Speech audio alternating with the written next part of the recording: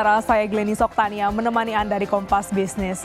APBN 2023 menargetkan pertumbuhan ekonomi bisa mencapai 5,3%. Sayangnya, sepanjang tahun 2023 ini Indonesia tak berhasil mencapai target yang ditentukan. Badan Pusat Statistik mengumumkan pertumbuhan ekonomi 2023 hanya mencapai 5,05% secara tahunan. Dan saudara, bagaimana sebenarnya pertumbuhan ekonomi kita selama 5 tahun terakhir? Ini dia datanya untuk Anda. Kita lihat grafisnya cukup fluktuatif ya. Selain tak mencapai target, pertumbuhan ekonomi di 2023 juga melambat jika kita bandingkan pada tahun 2022 yang tumbuh 5,31%. Pada tahun 2021, Indonesia tumbuh 3,7% setelah pada 2020 terkontraksi minus 2% karena pandemi COVID-19. Dan saudara, meski pada tahun 2023 ini Indonesia tak mencapai target, namun angka pertumbuhan ekonominya masih berada sedikit ya di atas pertumbuhan ekonomi pada tahun 2019 yaitu 5,02%. Lalu kenapa pertumbuhan tak mencapai target? Pertama, konsumsi yang selama ini jadi tulang punggung pertumbuhan ekonomi sepanjang 2023 ini melambat, saudara. Dari awalnya 4,94% di 2022 menjadi 4,82% secara tahunan di 2023. Padahal kita tahu konsumsi ini berkontribusi hingga 53% untuk pertumbuhan ekonomi. BPS menjelaskan melambatnya konsumsi rumah tangga terjadi paling besar di kelas menengah atas. Jadi saudara, indikasinya pertumbuhan pajak barang mewah dan penumpang angkutan udara turun.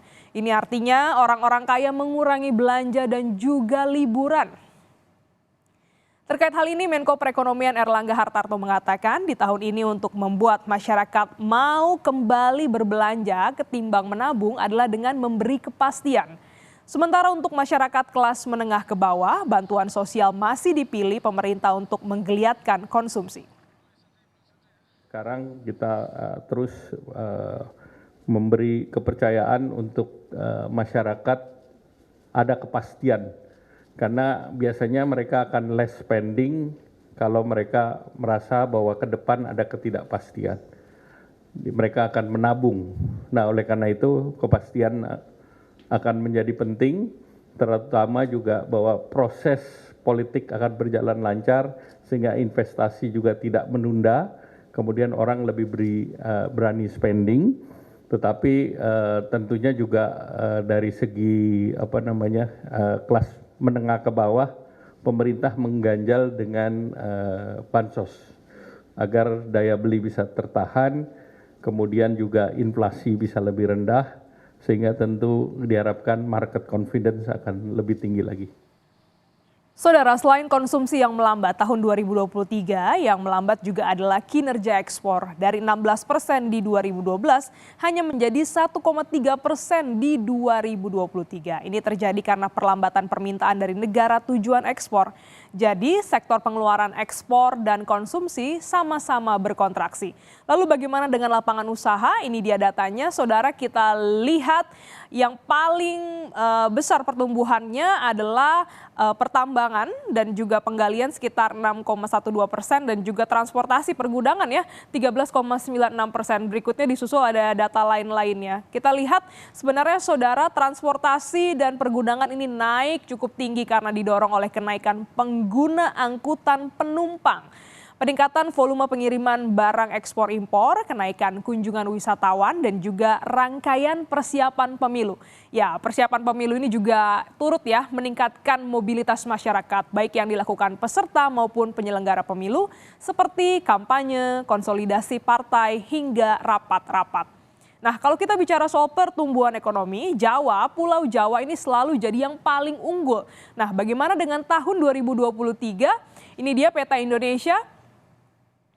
Datanya saudara kita hadirkan, nah ini kira-kira dari barat sampai Indonesia Timur yang mengalami pertumbuhan atau cukup signifikan ya memberikan kontribusi adalah wilayah Indonesia Timur. Ada Maluku, Papua dan juga Sulawesi. Ya, meskipun secara kontribusi tidak besar, tapi ketiga wilayah ini sepanjang tahun 2023 pertumbuhannya jadi yang paling tinggi, Saudara.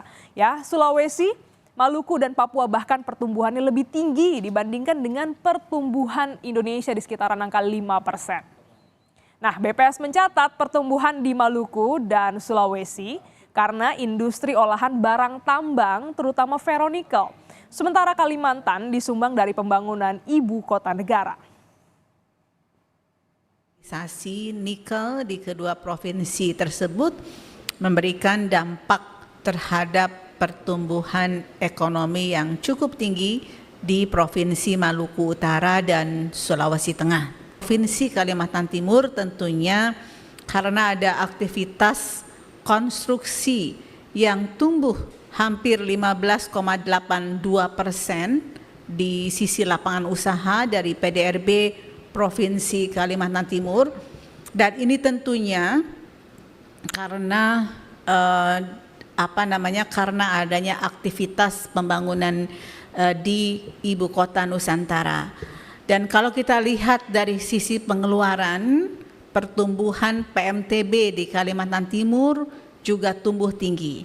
Dan ini tentunya karena adanya pembangunan berbagai infrastruktur di ibu kota Nusantara.